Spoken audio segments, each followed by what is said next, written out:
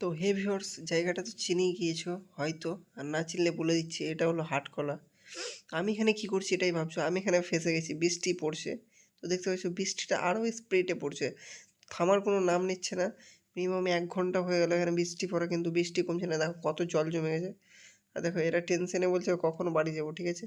আমি এসে ফেঁসে গেছি, অক্ষয়দার সাথে এসেছিলাম, ঠিক আছে। আর এদিকে দেখতেই পাচ্ছ বৃষ্টিটা কী পড়ছে।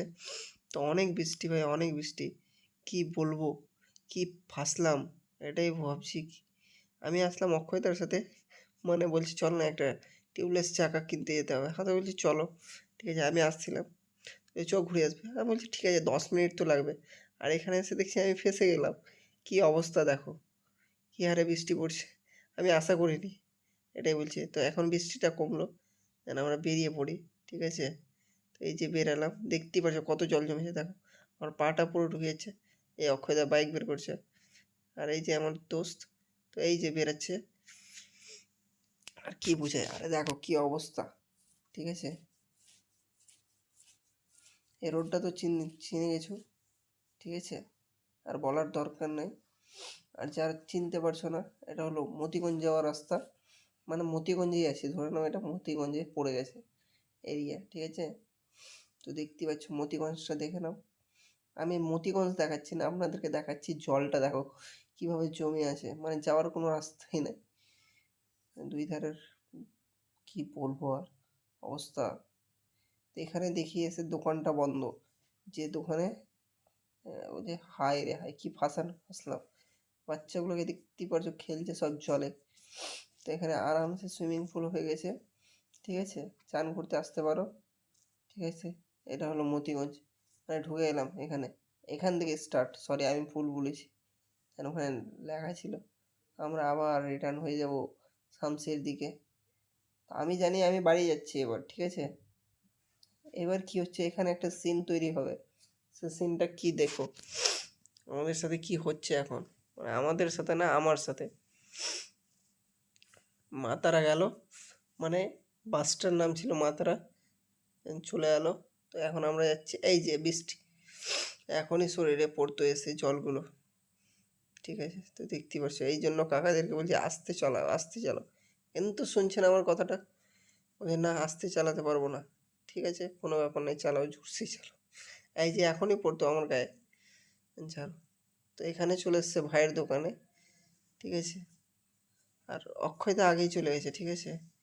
এবার যাবে বিকি। বিকি এসেই কি বলছে, আমি চুলটি কাটবো। তো দেখতেই পাচ্ছ জিৎ ভাইয়ের দোকানে চলে এসেছি। তো জিৎ ভাই বসে আছে, তো বলছে ভাই দেখি একটু আয়নায় মুখটা দেখলি। দে রে ভাই, চল কাট। ফেসে তো গেলাম। তারপর দেখতেই পাচ্ছি এই চুলগুলো ফালতু কাটা হচ্ছে, নাকি শ্বশুর বাড়ি যাবে বলছে। ঠিক আছে কাট নিজের মতো করে। তা আমি বলছি না না, ঠিক হচ্ছে না, শোন না, এটা একটু ঠিকঠাক কর, এটাকে একটু এই সাইডটা একটু মার, ঠিক আছে। ওকে থেকে বলছি ঠিক বলছি কি না, হ্যাঁ চল চল, ঠিক আছে বুঝলি তুই। বলছে হ্যাঁ দাদা বুঝে গেছি। তো বলছে জিৎ বলছে ঠিক আছে দাদা হয়ে যাবে। তো বলছি কাট কাট ঠিকঠাক করে কাট। তারপরে বলছে হ্যাঁ হয়ে যাবে হয়ে যাবে, টেনশন নিও না। তারপরে ফাটাফাট করে চুলটা দেখতেই পারছো। তারপর বলছে এর কথা শুনিস না। আমি বলছি না না, আমারই কথা শোন, আমি যেভাবে বলছি ওইভাবে কাট। ওকে বলছি তুই আমার কথা শুনবি না। বলছে হ্যাঁ হ্যাঁ, তুমি বলো না কি করতে হবে। তো দেখতেই পাচ্ছ, তারপরে বলছে এই সাইডটা একটু ছাড়তো, পিছন দিকে চুলগুলো খাড়া খাড়া হয়ে আছে। তারপরে পিছনটা কাটতে লাগলো, আর একটু কাট। তারপরে বলছে ঠিক আছে কাটছি, তুমি যা বলবে ওটাই হবে। তো দেখতেই পাচ্ছ, তারপরে বলছে আর একটু কাটলে ভালো হবে। বলছে না না না না, ওর কথা শুনছিস কি বে? ও এরকম করতে করতে আমাকে টাক করে দেবে, ঠিক আছে। আমি আর অক্ষয়দা একটু ছবি, মানে ভিডিওতে ছবি তুলে নিলাম। দেখতেই পাচ্ছ এখানে ভাইটা কাটছে। তারপরে আমি ভাবছি ভাই এর তো দাড়ি টাড়ি নাই, ভাই কী করছিস? বলছে না করবে। তো বলছি ছাড়, করছে তো করতে দে, কিছু করার নাই, কিছু বলার নাই, ছাড়, বলে লাভ নাই, কর। তাহলে দেখতেই পাচ্ছ। আমি বলছি ভাই এইসব আবার কি ভাই? বলছে দাদা এটা নাকি ফেস প্যাক। এটা আবার কী হয় ভাই? বলছে দাদা একটু চিকচাক করে মুখটা ধলো হয়ে যাবে। ভাই যদি ধলো হয়ে যেত তো আমাকেও একটু দে, আমিও লাগাই। বলে ঠিক আছে। তো আমি বললাম না থাক, লাগাবো না। এই যে কি একটা দড়ি দিয়ে মানে সুতা দিয়ে মুখটা কী করলো জানি না, ওগুলা করি নাই তো কোনো দিন। তো দেখতেই পারছো হেয়ার ড্রাই দিয়ে চুলগুলোকে একটু